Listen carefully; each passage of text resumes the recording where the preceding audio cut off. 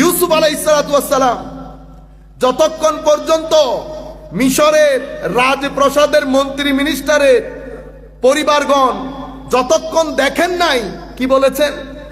জুলাইখার অবস্থা দেখো, একটা গুলামের সাথে নাকি গুলাম, কি বলেছে? হায় হায়। তখন লম্বা কথা, আমি ওর দিক দিয়ে না যাই, আপনারা বাকি কথা জানেন। কোরআনে পাকের মধ্যে এসছে যে একটা হযরতে জুলাইখা গিয়ে ইউসুফ আলাইহিস সালামকে রিকোয়েস্ট করেছেন, আপনি আমার এই আখেরি কথাটা শুনেন। উনি বসছেন, কথা ছিল শুধু দেখে দেখে চলে যাবে, মানে জামালে হুসনে ইউসুফ এতটুকুনের মধ্যে তাদের কথা ছিল ফালাম্মা রাআইনাহু আকবারনাহু, যখন তারা দেখলো আল্লাহু আকবার বলে উঠেছে এবং বলছে ওয়াকুলনা হাশা লিল্লাহ মা হাযা বাশার, ওয়াও এটা তো মানুষ না। যখন দেখে নাই তখন কি ছিল? গোলাম। যেই দেখেছে এখন বলতেছে এটা মানুষই না। তাহলে কি এমন জামাল জালাল এবং হোসন ছিল ইউসুফ আলাইহিস সালামের চেহারায় পাকের মধ্যে? সেই কারণে বলছি জামালে ইউসুফ জামালে ইলাহির বিকাশস্থল ছিল, জামালে ইলাহির বিকাশস্থল ছিল। কারণ নবী এবং রসুলরা আল্লাহর আওসাফ গুণাবলী ইনাদের মাধ্যমে বিকশিত হয়।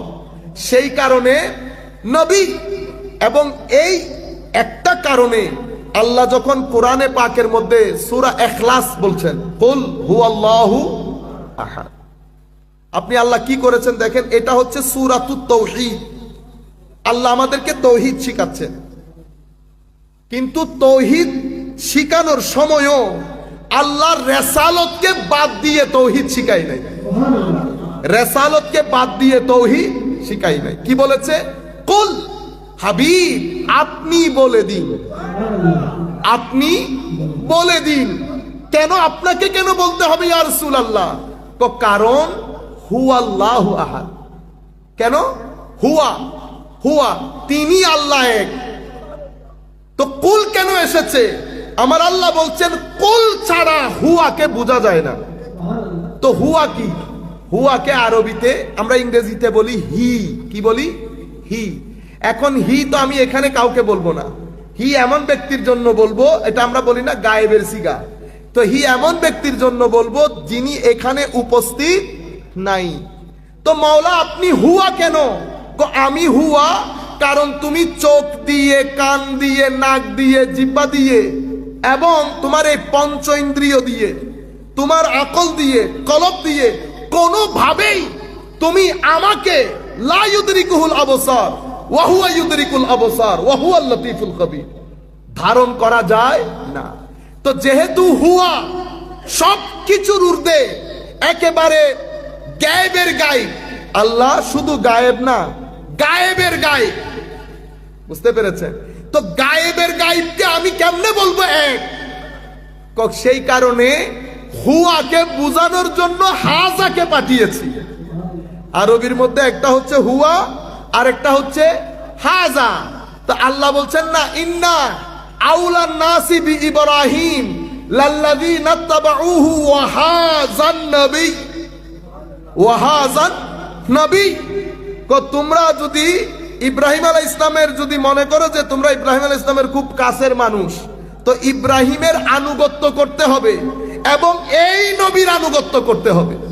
তো মাওলা এই নবী কেন? কারণ আমি তো হুয়া, আমি তো সব কিছুর বাইরে, দরাসুয়ার বাইরে। তো তুমি আমি পর্যন্ত কেমনে পৌঁছবা? তো আমি পর্যন্ত পৌঁছানোর জন্য, মানে হুয়াকে বুঝার জন্য হাজাকে পাঠিয়েছি, হুয়াকে বুঝার জন্য হাজাকে পাঠিয়েছি। কারণ হুয়ার কোনো মিছিল নাই, হাজার মিছিল আছে।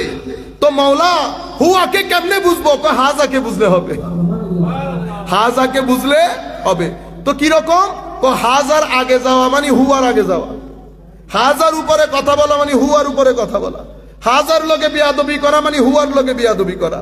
হাজা কিন্তু আমার আওতাভুক্ত, হুয়া কিন্তু আমার আওতাভুক্ত না। সেই কারণে আল্লাহ যখন তাওহীদ বুঝাচ্ছে তখনও আল্লাহ রেসালত দিয়ে শুরু করেছেন। কি বলেছেন? হাবিব আপনি বলে দিন আল্লাহ এক। আমার আল্লাহ তৌহিদের ক্ষেত্রে রেসালত বাদ দেয় নাই, আর আপনি মজলিসের মধ্যে তাকবীরের পরে নারায়ে রেসালতের স্লোগান। আপনি কি বলেন কই ইয়া বলা না যায়, তো ইয়া বাদ দিয়ে দেন, ইয়া বাদ দিয়ে দেন, এমনিতে বলেন না রেসালত রাসূলুল্লাহ সাল্লাল্লাহু, এতটুকুন বললেও তো আমার অন্তর খুশি হয়। কারণ আমাদেরকে আল্লাহ এবং সাহাবায়ে কেরাম এবং আমার রাসূল এই তালিম দেন নাই। কোরআনের মধ্যে একসাথে আমি আপনাকে বলছি না 40টা আয়াতের মধ্যে আল্লাহ রসুল আল্লাহ রসুল আল্লাহ রসুল, আর এক জায়গার মধ্যে আল্লাহ নাই শুধু রসুল, আর এক জায়গার মধ্যে আল্লাহ রসুল দুইজন জমির সর্বনাম এক বচন করে দিয়েছে। এভাবে আল্লাহ রসুল বুঝিয়েছে আপনি। আচ্ছা যাই হোক, আমরা একেবারে শেষের দিকে 5-10 মিনিটের মধ্যে শেষ করে দেব। মাওলা এখন কুলের পরিচয় কি? কুলটা কে? তো কুলটা হচ্ছে নবী, কুলটা রসুল, কুলটা আল্লাহর স্পষ্ট দলিল। কুল আল্লাহর স্পষ্ট দলিল। কুলের নাম কি? কুলের নাম আমি আদর করে রেখেছি মুহাম্মদ। কি রেখেছি? মুহাম্মদ। কিরকম? কারণ সমস্ত প্রশংসা আমি আল্লাহর, যার প্রশংসাই তুমি করো আমি আল্লাহর প্রশংসা হবে। আমি সবকিছু বানিয়েছি, কিন্তু যা কিছু বানিয়েছি সব সৃষ্টির মধ্যে সবচেয়ে প্রশংসিত করে বানিয়েছি আমার নবীকে। সেই কারণে নাম দিয়েছি মুহাম্মদ। এবং শেষ বিকালে আমি সিংহাসন যেটা বানিয়েছি সেটার নাম রেখেছি মাহমুদ, উপরে নাম রেখেছি আহমদ। মাওলা হামদুনের মধ্যে কেন? কারণ আমার সৃষ্টি জগতে যা কিছু বানিয়েছি সবচেয়ে বেমিসাল করে বানিয়েছি মুহাম্মদুর রাসূলুল্লাহ সাল্লাল্লাহু আলাইহি ওয়াসাল্লাম। সেই কারণে আপনি দেখেন কি পরিমাণ আদর, সব নবীকে নাম ধরে বলেছে। কিন্তু এই জায়গা আপনার মাথায় আসে না, কখনো মাথায় চিন্তা করেন না আল্লাহ কি ইয়া মুহাম্মদ বললে কোনো ভুল হইতো? খালেকে কুল মালেকে কুল, যেমন খুশি করবে, কারো কোনো অধিকার আছে আল্লাহকে বলার? সেই জায়গার মধ্যে আমার আল্লাহ আমার নবীর শানে মাহবুবিয়ত, শানে মাহবুবিয়ত, আমার নবীকে আল্লাহ কতটুকুন পছন্দ করেছেন সেটা বোঝানোর জন্য আমার আল্লাহ আমার নবীর নাম কোরআনে পাকের মধ্যে নেয় নাই। কি করে? একটা শব্দ ব্যবহার করে, তেরা নাম লিয়া, क्या तेरा नाम लिया तेरा नाम ही ना लिया, तेरा बात किया तेरा नाम ही না লিয়া। কথা তোমারই বলেছি কিন্তু তোমার নাম নেই নাই। কি বলে? ইয়াসিন,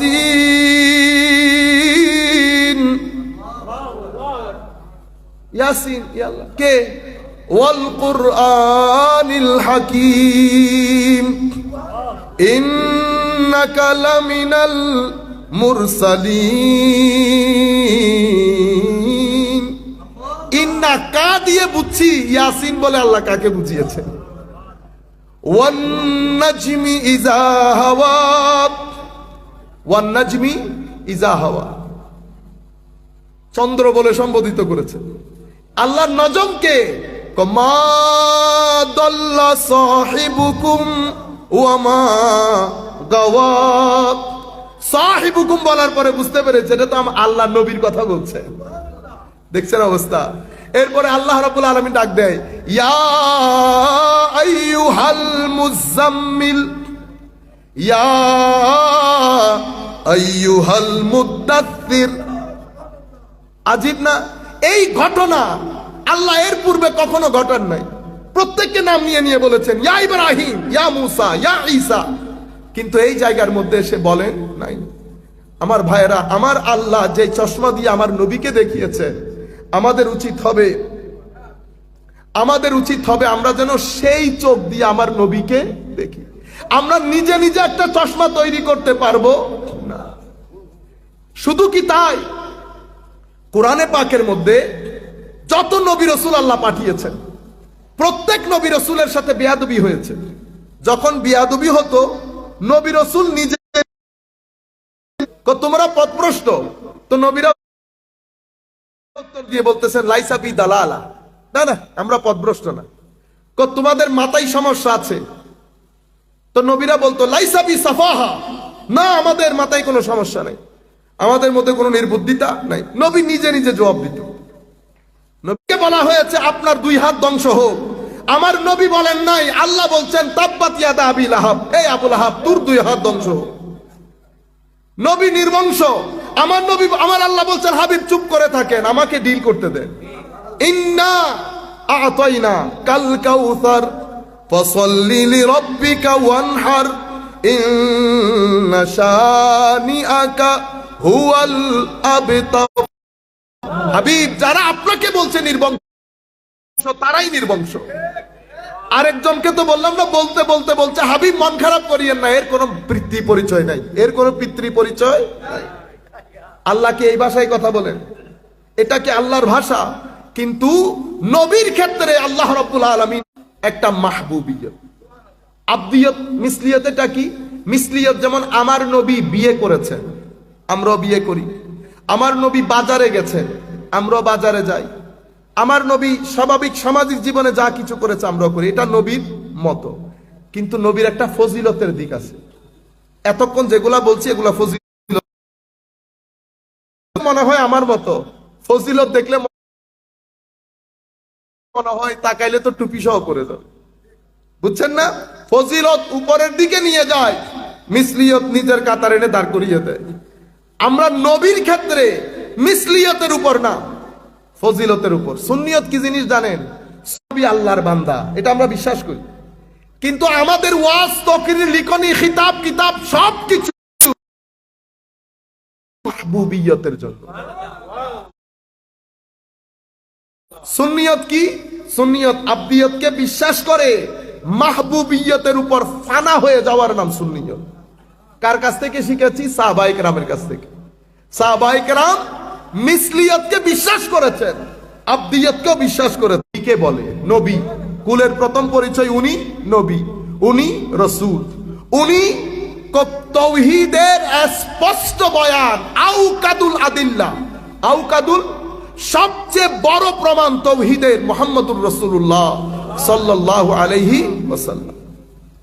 আমার ভাইয়েরা, নবী কাকে বলে? হায় হায় হায়, ভাষায় বলে যায় আপনাদেরকে। এমনিতে কিতাবের নামগুলা বলে দেই, অনেক মাদ্রাসার ছাত্ররা যদি দেখে। ইমাম মনসুর আল আজহারি, ওনার কিতাব আস-সিহাহ। ইমাম আবি, ওনার কিতাব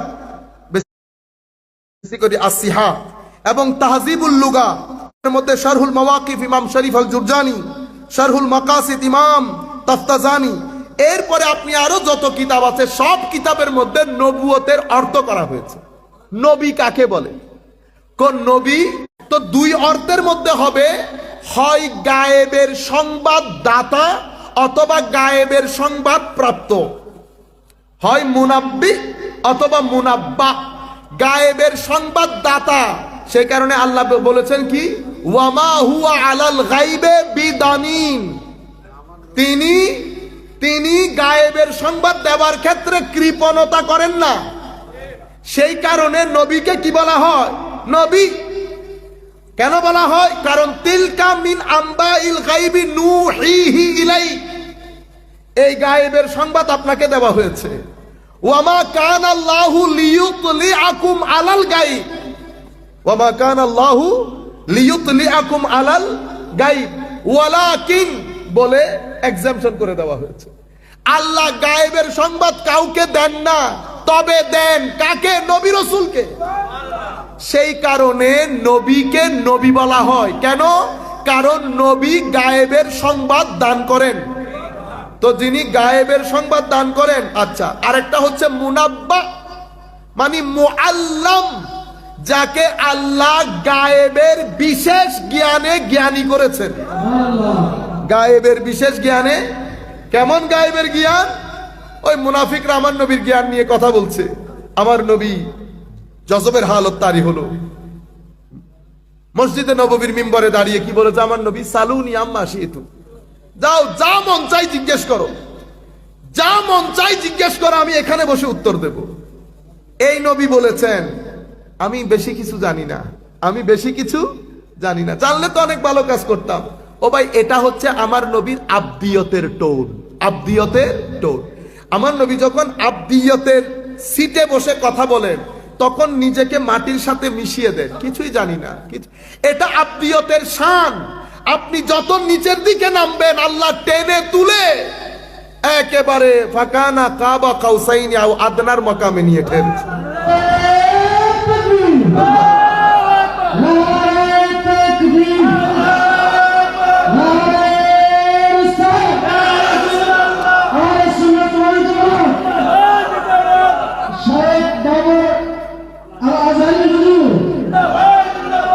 আমি আপনাদেরকে বলতে চাচ্ছি যে নবী যতটুকুন জমিনের সাথে মিশেছে আল্লাহ তুলতে তুলতে ওয়াকানা কাবা কাউসাইনে নিয়ে গেছে। কেন? কারণ বান্দা হিসেবে বান্দার শান হচ্ছে নিজেকে ছোট করা। আমি কিছুই জানি না, আমি আর কি জানি। ও ভাই, আমাদেরকে শেখ ডক্টর উমর হাসেম মুহাদ্দিস কুল শিরোমণি, যাকে বর্তমান যুগের ইমাম বুখারী বলা হয়, বুখারী শরীফের সরা 2 লাখ হাদিসের ইমাম বলা হয়, অথবা 1 লক্ষ হাদিসের ইমাম বলা হয়, যুগের হাদিসের ইমাম, পড়ানোর সময় বলতো ফকির যা জানি অনেক কম। তো এখন আপনি কি বলবেন? ফকির কিছু জানে না, এরকম বলবেন না। এটা তো ইখলাস, এটা নিজেকে ছোট করা, এটাকে আপনি টেনে তুলে আনতে পারবেন না। এখন যিনি বলেছেন কিছুই জানেন না, উনি মসজিদে নববীর মিম্বরে বলছেন সালুনি আম্মা শিতুম, যা মন চাই প্রশ্ন করো। সেদিন এক একজন এক এক প্রশ্ন। রেওয়ায়েতের মধ্যে আসছে একেবারে সেই যুগ থেকে কিয়ামত পর্যন্ত কি কি ঘটবে, কি হবে না হবে, কিয়ামত, অতঃপর জান্নাতীরা জান্নাতে চলে গেছে, জাহান্নামীরা জাহান্নামে চলে গেছে। স্রষ্টার সৃষ্টির সমস্ত জ্ঞান বিজ্ঞানের সমুদ্র বয়ে দিয়েছে ওই দিন আমার নবী।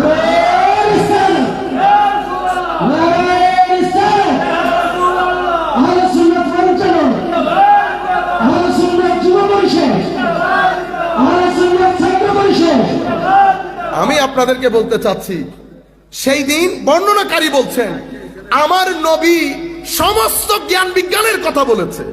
আমাদের মধ্যে যারা মনে রাখতে পেরেছে রেখেছে, যারা ভুলে যাওয়ার ভুলে গেছে। কি বলেছে? কিছুই জানি না। কিন্তু এখানে বলতেছে আচ্ছা এলম কেমন? আমার নবীর এলম মানে এই নবুয়তের, যেটাকে আপনি বলছেন না জানে না এবিসিডি অনেক কিছু বলেন না, আমার নবীর এই নবুয়তের এলমের ডিজাইন তো খুদ আল্লাহই তো করেছেন। তো যিনি করেছেন উনি বলছেন হাবিব আপনার এলমের দিক থেকে আপনি গ্রেট। কে বলছে? আল্লাহ। ও ভাই, আমি গ্রেট বলা এক জিনিস, ইমাম বল গ্রেট বলা আরেক জিনিস। কিন্তু যখন খুদ খালেকে কায়নাত বলেন ওয়া আল্লামাকা মা লাম তাকুন তা'লাম ওয়া কানা ফাদলুল্লাহি আলাইকা আযীমা, হাবিব যা কিছু জানতেন না সব কিছু জানানো হয়েছে। কি জানতেন না? আমাকে যদি জিজ্ঞেস করেন হুজুর কি জানেন না, আমি বলবো আমি সব জানি না। মাটির ভিতরে কি আছে, নবমণ্ডল ভূমণ্ডলে কি আছে, সমুদ্র জগতে কি আছে, আরশ কোথায়, ফরশ কোথায়, সিদরা কোথায়, কাবা কাউসাইন কোথায়, আমার না জানার বাউন্ডারি তো বড়। তো আল্লাহ কি করেছেন? আমার নবীর না জানার বাউন্ডারি গুলাকে জানানোর বাউন্ডারিতে এনে যোগ করে দিয়েছে। ওয়া আল্লামাকা মা লাম তাকুন তা'লাম, যা জানতেন না জানানো হয়েছে। তো না জানা বাকি রয়ে গেছে? বাকি রয় নাই তো। আমি যা জানি না সব তো জানিয়ে দেওয়া হয়েছে। তো যখন আল্লাহ নিজ থেকে এমন করেছেন, সেই কারণে আমার নবী একদম ছোট হয়ে গেছে, কিছুই জানি না। ওয়া আল্লামাকা মা লাম তাকুন তা'লাম ওয়া কানা ফাদলুল্লাহি আলাইকা আযীমা, এলম বাড়িয়ে দিয়ে সবকিছু জানান দেওয়ার পরে বলছেন আপনার উপর আল্লাহর রহমতের কোনো শেষ নাই হাবিব। আবার আমার নবীর চরিত্রকেও আল্লাহ আজিম বলেছেন, ওয়া ইন্নাকা লা আলা খুলুকিন আযীম, চরিত্র আজিম, এলমের মধ্যে আজিম। সেই কারণে যেহেতু আজিম, সেই কারণে নবীদের ইমাম বানিয়ে দেওয়া হয়েছে, নবীদের ইমাম বানিয়ে দেওয়া হয়েছে। আচ্ছা এখন দেখেন সালাতুনিয়া সালামুনিয়া হাবিবাল্লাহ আলাইকুম পরিপে করনিগারে সরু কদে লাল रे सरापा आफते दिल बूद शब जा के मनबूदम सला दुनिया रसूल अल्लाह अलैकुम सलामुनिया हबीब अल्लाह अलैकुम खुदा खुद मीर मजलिस बूद अंदर लामका खुसरू मोहम्मद सल्लल्लाहु अलैहि वसल्लम शम्मे महफिल बूद शब जा के मनबूदम सला दुनिया रसूल अल्लाह अलैकुम सलामुनिया হাবিব আল্লাহ আলাইকুম। সেই কারণে নবীর আবদারকেও আল্লাহ রাব্বুল আলামিন আবদারকেও আল্লাহ এন্টারটেইন করেছে। মাওলা মক্কাকে তুমি যত বরকত দিয়েছো মদিনার বরকত তুমি মক্কার চেয়ে ডাবল করে দাও। আবদার দেখেছেন কেমন? আপনি আমার নবীকে একদম আপনার কাতারে দাঁড় করিয়ে দিয়েছেন। আল্লাহ মক্কাকে যত বরকত দিয়েছো মদিনার বরকত মক্কার চেয়ে ডাবল করে দাও। আল্লাহ মদিনার এই চৌহর দিকে আমি হারাম বলে ঘোষণা করলাম। আপনি ইখতিয়ারে মুস্তাফা দেখছেন। আর ঈমান বলছে, আমার নবী বলছে ঈমান শেষ জামানায় আমার কাছে চলে আসবে। ইন্নাল ঈমান লা ইয়ারিজু ইলাল মদিনা কামা তারিজুল হাইয়াতু ইলা জুহরিহা। সাপ যেমন নিজেকে বাঁচানোর জন্য গর্তে পলায়ন করে, ঈমান পলায়ন করে আমার দিকে চলে আসবে। আমি যখন এই হাদিস পড়ি আমার গায়ের মধ্যে ইলেকট্রিক শক হয়ে যায়। ইয়া রাসূলুল্লাহ, 47টি মুসলমানের দেশে কোন দেশে কি ঈমানের জায়গা হবে না? নামাজের জায়গা আছে, মসজিদ আছে, মাদ্রাসা আছে, তো ঈমান চলে যেতে হবে কেন? কারণ শেষ জামানায় কিছু ফিতনা এমন হবে যুবকের অন্তর থেকে আমার নবীর ইশক, আমার নবীর আদব, আমার নবীর মোহাব্বতকে কেটে দেওয়া হবে। মোহাব্বত না থাকলে ঈমান থাকে না, আদব না থাকলে ঈমান থাকে না, ইশক না থাকলে ঈমান থাকে না। আমার নবীর অন্তরে কষ্ট দিয়ে ঈমান রাখতে পারা যায় না। নতুবা মসজিদ থাকবে, মাদ্রাসা থাকবে, লাইব্রেরি থাকবে, আমার নবী বলছে ঈমান পলায়ন করবে। ঈমান আপনি বলছেন আগে জানতাম না এখন জেনেছি, আগের গুলা মুসলমান ছিল না এখন আমরা ভালো মুসলমান হচ্ছি। আমার নবী বলছে ঈমান চলে যাবে। আমরা কোনটা গ্রহণ করব? আপনি বলছেন আগে এলম ছিল না এখন এলম এসেছে। আমার নবী বলছে আল্লাহ বড় বড় আলেম জমিন থেকে তুলে নিয়ে মৃত্যু দান করে জমিন থেকে পরিপূর্ণরূপে এলম তুলে ফেলবেন আল্লাহ। জমিনের মধ্যে কোনো আলেম থাকবে না। মানুষ জাহেলকে আলেম মনে করবে। আজকে যেরকম আপনারা মনে করছেন, জাহেলকে আলেম মনে করবে, তাকে প্রশ্ন করবে, সে না জেনে ফাআফতাউ বিগাইরে ইলমিন, না জেনে ফতোয়া দেবে, ফাদাল্লু, নিজেও পথভ্রষ্ট হবে, মানুষকেও পথ সমাজের মধ্যে আসবে, জাহান্নামের দরজায় দাঁড়িয়ে থাকবে। যারা তাদের ডাকে সাড়া দেবে তারাও জাহান্নামে নিক্ষিপ্ত হবে। একদিকে জাহান্নামে আহ্বানকারী ওয়াইজ, এখন জাহান্নাম আপনি আমি তো জাহান্নাম দেখছি না। আপনি এখানে আমাকে ডায়াজের মধ্যে জ্ঞানের ওয়ারিশ বলেছেন, তাদেরকে যখন আপনি বৃদ্ধাঙ্গুলি প্রদর্শন করবেন, ঈমান তো আপনার জমিনে থাকার কথা না।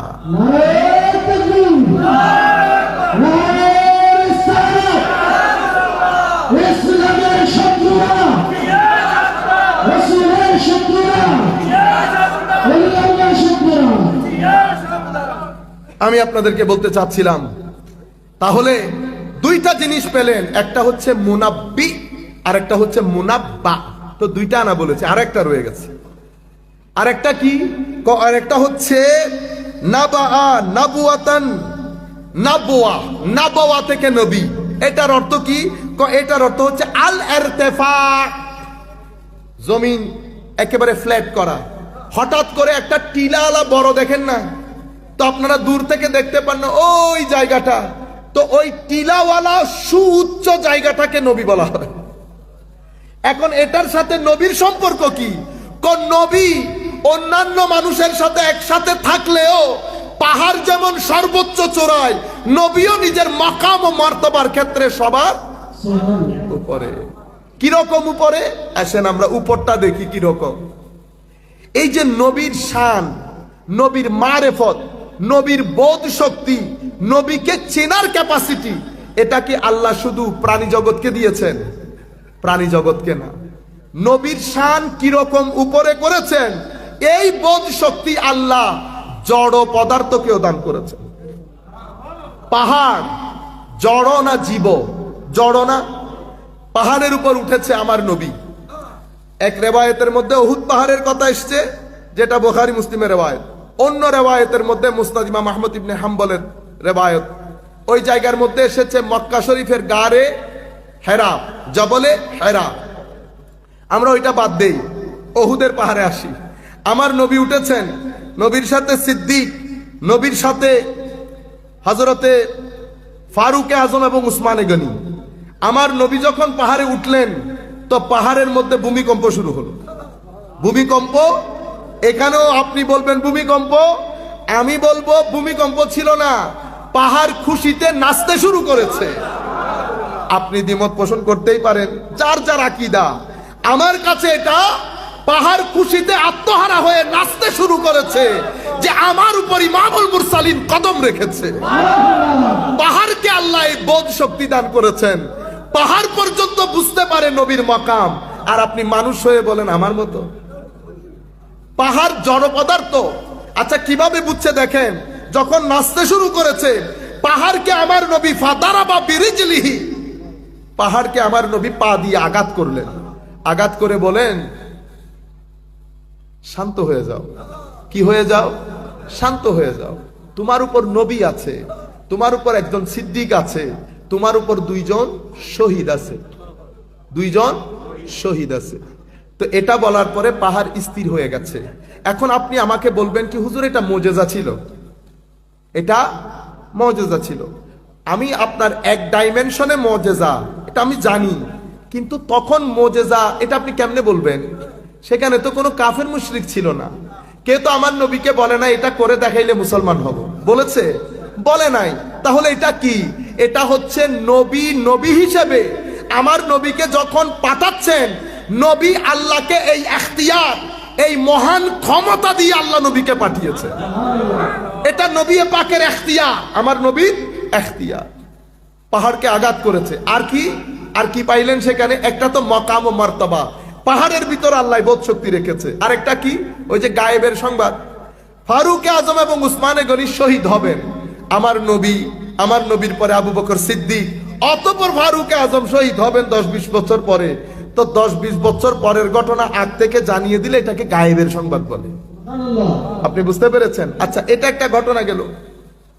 আরেকটা ঘটনা সেটা আপনারা জানেন, সেটা আমার নবী খেজুর গাছের একেবারে শুষ্ক খেজুর বৃক্ষ, সেটার একটা কাটা অংশ আমার নবী ট্যাগ লাগিয়ে জুমার খুতবা দিতেন।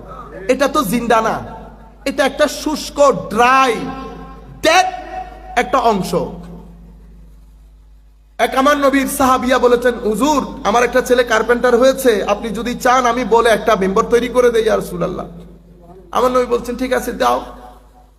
তো দিয়েছে, এটাকে মসজিদে নববীর এক কোনায় রেখেছে। রাখার পরে যখন জুমার খুতবা দিতে উঠেছে, পুরো মসজিদের মধ্যে একটা বাচ্চার ক্রন্দন শুনতে পেল সবাই।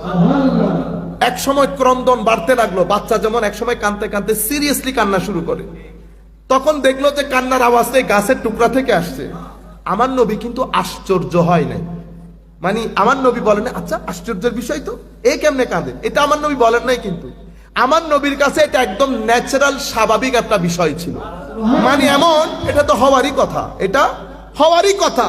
কারণ কি? কারণ প্রত্যেক জিনিসের মধ্যে আল্লাহ যেমন আল্লাহর মারেফত দান করেছেন, নবীর মারেফত দান করেছেন, নবীর মারেফত দান করেছেন। আমি আশ্চর্যের বিষয় হচ্ছে কোন রিওয়ায়াতের মধ্যে পাই নাই আমার নবী বলেছেন আচ্ছা এটা তো আশ্চর্যের বিষয়, খেজুর গাছ কেমনে কান্না করে। আমার নবী কখনো বলে না এটা। আমার নবী গেলেন, কোলে তুলে নিলেন, কোলে তুলে নিয়ে থাপড়াচ্ছেন, মা যেমন বাচ্চাকে থাপড়িয়ে থাপড়িয়ে শান্ত করে, আমার নবী কাকে শান্ত করছেন এখন? শুষ্ক একটা গাছ, যেটা আপনার দৃষ্টিতে জড়, জামাদার। আমি আপনাকে বলতে চাচ্ছি যে এরকম একটা জিনিসের ভিতরেও আল্লাহর নবীর মারেফত দিয়ে রেখেছেন আল্লাহ। কেন? সেই কারণে নবীকে বলা হয়, নবীকে কি বলা হয়? মুরতাফে, মানে জড় পদার্থের ভিতরেও নবীর এই মারেফত দান করা হয়েছে। কি বলেছেন আমার নবী জানেন? এতটুকুন বর্ণনা আপনারা সবাই জানেন।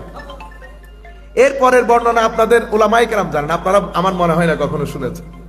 আমার নবী তখন নিয়ে বলতেছেন, দেখো তুমি শান্ত হও, তুমি শান্ত হও, মাথায় রাখবে। আমার নবী এরপরে বলছে ফালতু ফালতু। পরবর্তীতে সাহাবায়ে কেরাম জিজ্ঞেস করলেন, ইয়া রাসূলুল্লাহ এটা কেন বলেছেন ফালতু ফালতু? বলেছি কারণ আমি যখন তাকে জান্নাতের লাগিয়ে দেওয়ার কথা বলেছি, সেই ওই অপশনটা গ্রহণ করেছে। তখন আমি তাকে বললাম যাও করে দিলাম, যাও করে দিলাম।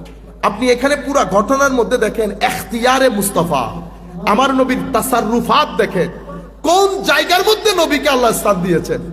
আপনি তাওহীদের নাম দিয়ে কোথায় নামিয়ে আনছেন আমার ভাইরা। এরপরে এই কথাটা সিরাত ইবনে হিশামের মধ্যে এসে ইমাম ইবনে হিশাম এবং ইমাম জালালউদ্দিন সুয়ুতি আল খাসাইসুল কুবরা গ্রন্থের মধ্যে আনছে। কি? যুদ্ধের মধ্যে এক ব্যক্তির তালোয়ার ভেঙে গেছে, উনি আসছেন আমার নবীর দরবারে, ইয়া রাসূলুল্লাহ তালোয়ার ভেঙে গেছে, আমি বড় যোদ্ধা মানুষ। আমার নবী বলছেন ওই গাছের শিকড়টা, এক বিগতের গাছের শিকড়, ওইটা একটু নিয়ে আসে। নিয়ে এসে আমার নবী কি বলেছেন? যাও যুদ্ধ করো, যাও যুদ্ধ করো। সেই ব্যক্তি, সেই সাহাবী এই সামান্য টুকরা, শিকড়ের টুকরা নিয়ে যতদিন ছিলেন ততদিন যুদ্ধ করেছে। আমি আপনাকে বলছি শিকড়, একটা শিকড় গাছে, এটার ভিতরে আমার নবীর তাসাররুফাত এবং এই গাছের ভিতরে আমার নবীর মারেফত রয়েছে। এটাকে বলা হয় মাকামে শানে মুস্তাফা সাল্লাল্লাহু আলাইহি। আমি প্রাণী জগতের কাছে আর নাই গেলাম, আমি জড় পদার্থের মধ্যে রয়ে গেলাম।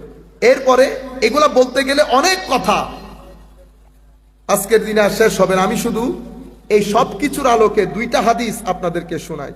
হুজুরে করিম সাল্লাল্লাহু আলাইহি ওয়াসাল্লাম এমনিতে কখনো করতেন না, কিন্তু মাঝে মধ্যে আমার নবী নিজের মাকাম তুলে ধরেছেন সাহাবায়ে কেরামের কাছে। আন ইবনে আব্বাস রাদিয়াল্লাহু তাআলা আনহুমা قال جلس ناس من اصحاب رسول الله صلى الله عليه وسلم ينتظرونه। হযরতে আব্দুল্লাহ ইবনে আব্বাস রাদিয়াল্লাহু তাআলা আনহুমা বলছেন, কিছু সংখ্যক সাহাবী আমার নবীর ঘরের বাইরে বসে আমার নবীর জন্য ইন্তজার করছিলেন, অপেক্ষা করছিলেন। قال فخرج حتى اذا دنا منهم سمعهم يتذاكرون فسمع حديثه।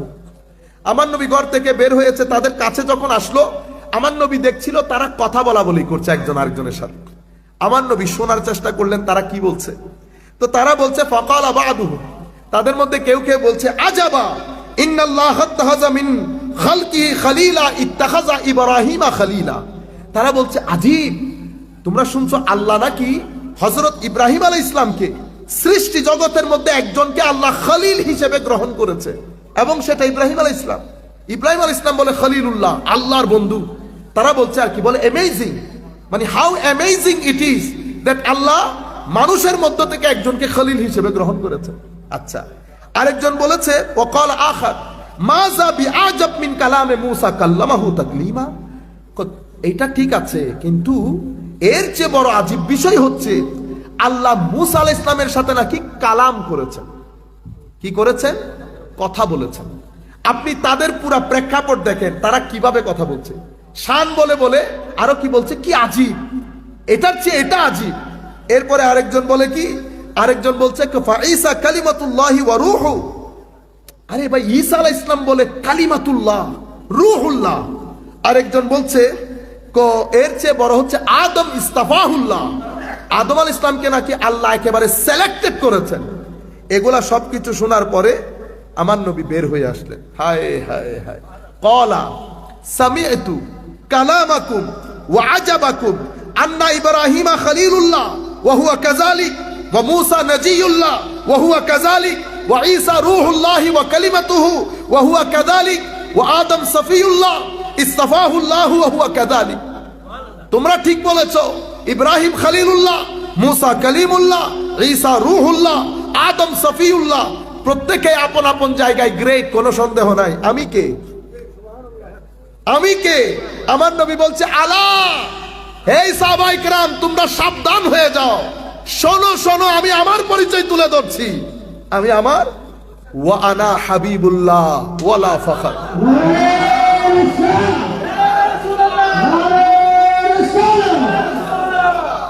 আমি হাবিবুল্লাহ ওয়ালা ফখর, এটা নিয়ে আমি কখনো এটাকে আশ্চর্যান্বিত মনে করি না, অহংকার করি না এগুলা নিয়ে। ওয়া আনা হামিলু লিওয়াইল হামদি ইয়াউমাল কিয়ামা। কুল কায়নাত যখন ইয়া নফসি স্লোগান হবে, তখন লেওয়ায়ে হাম আমি রাসূলের হাতে থাকবে। ওয়ালা ফখর, এটা নিয়ে আমি কোনো অহংকার করি না। ওয়া আনা আউয়ালু শাফিঈন ওয়া আউয়ালু মুশাফফাইন ইয়াউমাল কিয়ামাতি ওয়ালা ফখর। কিয়ামতের দিন আমি সর্বপ্রথম শাফাআতের দরজা উন্মোচিত করব। আমার শাফাআত আল্লাহর দরবারে প্রথম গ্রহণযোগ্য হবে, এবং এটার জন্য আই এম নট বোস্টিং, এটার জন্য আমি কোনো অহংকার করি না। ওয়া আনা আউয়ালু মান ইউহাররিকু হিলাকাল জান্নাতি ফায়াফতাহুল্লাহু লি ফায়ুদখিলুনিহা ওয়া মাইয়া ফুকারাউল মুমিনিনা ওয়ালা ফখর। আমি প্রথম জান্নাতকে নক করব, এবং রব্বে জুল জালাল আমি নবীর জন্য ভিতর থেকে জান্নাতের দরজা খুলে আমাকে ওয়েলকাম করবেন, এবং আমার সাথে আমার উম্মতের ফকির মিসকিনরাও থাকবে। ওয়ালা ফখর, এটা নিয়ে আমি কখনো অহংকার করি না। ওয়া আনা আকরামুল আউয়ালিনা ওয়াল আখিরিনা ওয়ালা ফখর। আমি স্রষ্টার শুরু শেষ সবচেয়ে সর্বোচ্চ সম্মানিত ব্যক্তি হিসেবে বিবেচিত হব। ওয়ালা ফখর, এটা নিয়ে আমি কোনো অহংকার করি না। আরেক হাদিসের মধ্যে আমার নবী, এই হাদিসটা এতক্ষণ যে হাদিস আপনাদেরকে পড়ে শুনিয়েছি, এই হাদিসটা ইমাম তিরমিজি রওয়ায়াত করেছেন এবং ইমাম দারমি রওয়ায়াত করেছেন, আরো অসংখ্য মুহাদ্দিসিনে কেরাম এটা রওয়ায়াত করেছেন। এরপরে এখন যে হাদিস বলবো, এটা ইমাম তিরমিজি, ইমাম দারমি রওয়ায়াত করেছেন, অন্যান্য অসংখ্য মুহাদ্দিসিন সহ। হযরত আনাস বিন মালিক থেকে বর্ণিত, উনি বলছেন, ক্বাল রাসূলুল্লাহ সাল্লাল্লাহু আলাইহি ওয়াসাল্লাম, হুজুর করিম সাল্লাল্লাহু আলাইহি ওয়াসাল্লাম ইরশাদ করেছেন, আনা আউয়ালুহুম খুরুজান ওয়া আনা কাঈদুহুম ইজা ওয়াফাদু। কিয়ামতের দিন কবর থেকে আমি প্রথম উঠব, এবং ওয়া আনা কাঈদুহুম ইজা ওয়াফাদু, কুল কায়নাত আমার পিছনে থাকবে, আমি কায়নাতের সামনে নেতৃত্বের সিটে থাকব, সবার পেশোয়া। ওয়া আনা খাতিবুহুম ইজা আনসাতু, কুল কায়নাত কিয়ামতের ভয়াবহতা দেখে যখন চুপচাপ হয়ে যাবে, আমি তখন আল্লাহর কোর্টে দাঁড়িয়ে বক্তব্য প্রদান করব। ওয়া আনা মুশাফফিউহুম ইজা হুবিসু, যখন যাকে যেখানে প্রতিবন্ধকতার সৃষ্টি করা হবে, পাকড়াও করা হবে, আমি সেখানে শাফাআতের মাধ্যমে আমার ওই উম্মতকে ছাড়িয়ে নেব। ওয়া আনা মুবাশশিরুহুম ইজা আইসু, কুল কায়নাত যখন নিরাশ হয়ে যাবে কিয়ামতের ভয়াবহতা দেখে, আমি তখন তাদেরকে আশার বাণী শোনাবো। আল কারামাতু ওয়াল মাফাতিহু ইয়াউমা ইযিম বিয়াদি, সেই দিন আল্লাহর দয়া, অনুগ্রহ, রহমত, সম্মান সবকিছুর চাবি আল্লাহ আমি নবীর হাতে অর্পণ করবেন। ওয়া আনা আকরামু ওয়ালাদে আদম আলা আবি আলা রব্বি, আমি আল্লাহর কোর্টে বনি আদমের সবচেয়ে সম্মানিত ব্যক্তি হিসেবে আল্লাহর কোর্টে বিবেচিত হব। ইয়াতুফু আলাইয়া আলফু খাদিমিন, আমার চতুর্পার্শ্বে 1000 ফেরেশতা, কাআন্নাহুম বাইদুম মাকনুন আও লুলুউম মানসুর, মানে সাদা দেখতে ডিমের মতো, একেবারে অসম্ভব পিওর সুন্দর, এই ধরনের 1000 খাদেম আমার চতুর্পার্শ্বে তাওয়াফ করবে। আমার নবী এটা নিজে নিজে বর্ণনা দিচ্ছেন। আমরা সেই নবীর উম্মত, এবং এভাবে অনেক রিওয়ায়াত এসেছে, আমি রিওয়ায়াতের মধ্যে ঢুকলে আর বের হওয়া মুশকিল হয়ে যাবে। সম্মানিত উপস্থিতি, হুজুরে কারীম, এটা হচ্ছে আমার নবীর শানে নবুওয়াতে মুহাম্মাদি যতটুকুন আমি জানি। আপনারা এটা মনে করিয়েন না বুধহয় এটাই বুধহয় শেষ, এটা না। কেউ ছোট নলকা থেকে পানি নেয়, কেউ বড় নলকা থেকে পানি নেয়, কেউ আটলান্টিক মহাসাগরে থাকে। যারা আটলান্টিক মহাসাগরে থাকে তাদেরটা আটলান্টিক মহাসাগরের মতো, আর আমরা যারা আছি আমরা টুকটাক যতটুকুন সামান্য যতটুকুন জিনিস নিয়ে এসেছি, ধরতে গেলে আমি আসলে শুরুই করি নাই, কারণ সময় শেষ হয়ে গেছে। এটা তো একটা সমুদ্র, এটা একটা সমুদ্র। আরেকটা জিনিস দেওয়া হয়েছিল বেলায়েত সম্পর্কে বলতে, আরেকটা জিনিস দেওয়া হয়েছে বেলায়েত সম্পর্কে বলতে। আমি এই বেলায়েত সম্পর্কে বলতে গিয়ে এই কোরআনে পাকের একটা আয়াত পড়েছি। এই আয়াতটা ছিল ওয়াতারাস শামসা, সূরা কাহাফের আয়াত নাম্বার 17। আপনারা জানেন আসহাবে কাহাফ রোমান এম্পায়ারের সময় অনেক বছর আগে কিছু যুবক আল্লাহর প্রেমে পড়েছিল। কার প্রেমে? আল্লাহর প্রেমে। আপনি যখন আল্লাহকে মহব্বত করবেন, আল্লাহকে ভালোবাসবেন, আল্লাহর কদমে সিজদা দিবেন, আল্লাহর উপর তাওয়াক্কুল করবেন, আল্লাহকে অন্তঃকরণে চাইবেন, স্বাভাবিকভাবে আল্লাহ রাব্বুল আলামিনও আপনাকে চাইবে। আপনি যখন আল্লাহকে ভালোবাসবেন, এটা হতেই পারে না আপনি ভালোবাসবেন আর আল্লাহ ভালোবাসবে না, এটা হতে পারে না। কারণ ভালোবাসা আগে আল্লাহর সৃষ্টি হয়, আপনি পরে করেন, আগে আল্লাহর হয়। আপনি যখন রাত দিন এক করে দিচ্ছেন, কি দিয়ে? মুজাহাদা দিয়ে। কি দিয়ে? মুজাহাদা দিয়ে, চেষ্টা প্রচেষ্টা। কি দিয়ে? রোজা রাখছেন, রাত্রে নামাজ পড়ছেন, কম কথা বলছেন, কম ঘুমাচ্ছেন, একাকিত্বে থাকছেন, চোখের হেফাজত করছেন, কানের হেফাজত করছেন, মুখের হেফাজত করছেন, মানুষকে সহযোগিতা করছেন। মানুষ যখন চলে যায় একটু একটু সিজদা দেওয়া শিখছেন, নিজেকে মনিটর করছেন, নফস থেকে বাঁচার জন্য আল্লাহর দরবারে কনস্ট্যান্ট প্রার্থনা করছেন এবং রোজার মাধ্যমে নফসকে দুর্বল করার চেষ্টা করছেন। নামাজ, দোয়া, তিলাওয়াতে কোরআন, জিকরে ইলাহির মাধ্যমে সিনার ভিতরে নূর দেওয়ার চেষ্টা করছেন। এটা আপনার মুজাহাদা, এটা আপনার মুজাহাদা। আমি সেদিকে আর না ঢুকি, শুধু আপনাকে এতটুকুন বলি, হুজুর গৌসুল আজম আব্দুল কাদের জিলানী রাদিয়াল্লাহু তাআলা আনহু ওনার তরিকার মধ্যে আমাদেরকে 7টা উসুল বলেছেন। কয়টা উসুল? 7টা। কিভাবে মুজাহাদা করি? মুজাহাদা কিভাবে করব? ওই যে বলেছি, রোজার মাধ্যমে, জিকিরের মাধ্যমে, ইবাদতের মাধ্যমে, তিলাওয়াতের মাধ্যমে। কি কারণে মুজাহাদা করতে হয়? কারণ আমরা যখন নামাজে দাঁড়াই, আমরা শুধু কাপড়ের পবিত্রতা আর শরীরের পবিত্রতা রক্ষা করি, কিন্তু আমাদের চোখের পবিত্রতা আছে, কানের পবিত্রতা আছে। এগুলা কেন? কারণ আমি যতক্ষণ পর্যন্ত আমার আদত পরিবর্তন করতে পারবো না, ততক্ষণ পর্যন্ত আমার ভিতরে আল্লাহর নূর আসবে না। আমার আদত কি? সুফিবাত কি? সুফিবাত হচ্ছে আপনার আদত পরিবর্তন করার শিক্ষা। এটা কোনো স্টাইলের নাম না, এটা কোনো স্টাইলের নাম না। আদত পরিবর্তন মানে ব্যক্তি হিংসা আছে, হিংসা বের হয়ে যাবে, অহংকার আছে, অহংকার বের হয়ে যাবে, অশ্লীলতা আছে, অশ্লীলতা বের হয়ে যাবে, বেয়াদবি করতো, বেয়াদবি বের হয়ে যাচ্ছে, মানুষকে ঠকাইতো, ঠকানি বের। এগুলা হচ্ছে আপনার আদত, এটা হচ্ছে আপনার ভিতরের আখলাক। ফাআলহামাহা ফুজুরাহা ওয়া তাকওয়াহা। আপনার নফসের ভিতরে কিছু ময়লা আবর্জনা আছে, এই ময়লা আবর্জনাগুলো আপনার জবান দিয়ে বের করে, আপনার চোখ দিয়ে বের করে, আপনার হাত দিয়ে বের করে। হাত দিয়ে কেমনে বের করে? আপনি যা পাচ্ছেন তা নিয়ে নিচ্ছেন, আপনার নফস আপনাকে পুশ করছে, আপনি যা পারছেন তা দেখছেন, যা পারছেন তা ভিতরে দিচ্ছেন। এখন আপনি নূর কিভাবে অর্জন করবেন? নূর অর্জন করতে হলে আপনার আদত পরিবর্তন করতে হবে। আদত কি? আপনার ম্যানার্স এবং এটিকেটস। আপনার এই ম্যানার্স গুলা, আপনার হিংসা, বিদ্বেষ, অহংকার, এগুলা পরিবর্তন না করলে আপনার ভিতরে নূর আসবে না। তো ওই আসহাবে কাহাফ, আল্লাহর ওই বান্দাদের মধ্যে যুবকরা আল্লাহর প্রেমে পড়ে গেছে, আল্লাহকে মহব্বত করতে শিখেছে, ইবাদত রিয়াজতের মধ্যে ধ্যান দিয়েছে। তাদের এই জিনিসটা তৎকালীন রাজা মেনে নিতে পারে নাই। যেহেতু মেনে নিতে পারে নাই, তাদের পেছনে পুরা সরকারের এজেন্সিস, অফিসার্স, পুলিশ, যত আছে বাহিনী, সবাইকে লাগিয়ে দিয়েছে তাদেরকে ধরার জন্য। কোরআন বলছে অতঃপর তারা শহর থেকে বের হয়ে গেছে। বের হতে হতে হতে তারা পাহাড়ের দিকে চলে গেছে। পথিমধ্যে তারা একটা কুকুর পেয়েছে। কি পেয়েছে? কুকুর। এখানে কুকুরের বিষয়টাও এই মুফাসসিরিনে কেরাম যার যার মতো করে বলেছেন, কিন্তু আমি ইংল্যান্ড আমেরিকাতে থাকার কারণে আমাদের মনে হয়েছে আরেক ধরনের। আমরা সেই কুকুরটার নাম দিয়েছি গাইড ডগ। কি? Guide dog. যেহেতু শহর থেকে বের হয়ে গেছে, স্বাভাবিকভাবে ওনারা তো জায়গা টাইগা ছিলেন না। আল্লাহ রাব্বুল আলামিন একটা কুকুরের ব্যবস্থা করে দিয়েছেন।